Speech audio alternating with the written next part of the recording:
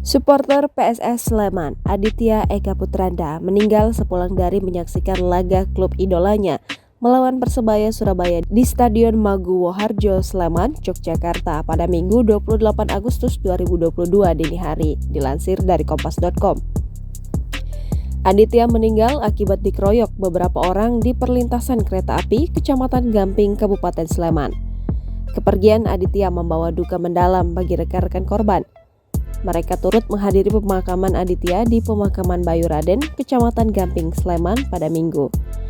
Setelah jenazah dikebumikan dan didoakan, teman-teman korban menyanyikan anthem PSS Sleman Sampai Kau Bisa untuk melepas Aditya dalam peristirahatan terakhirnya.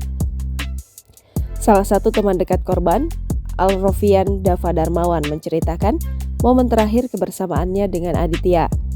Alrofian mengatakan, mereka berangkat bersama dengan kawan-kawannya dan berada satu tribun saat mendukung PSS Sleman melawan Persebaya.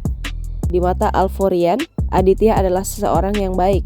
Selepas prosesi pemakaman, teman-teman korban mengusap nisan Aditya sebagai tanda perpisahan.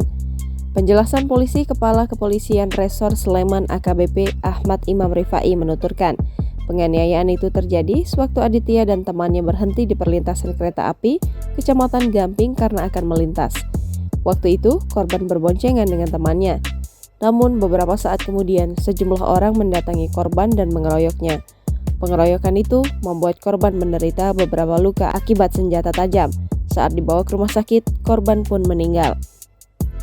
Saat disinggung apakah kejadian tersebut berkaitan dengan perseteruan antar supporter, Imam mengaku polisi masih menyelidikinya.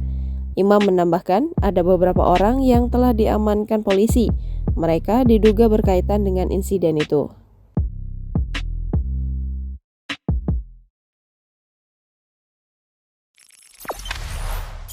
Jangan lupa subscribe, share, komen, dan like ya!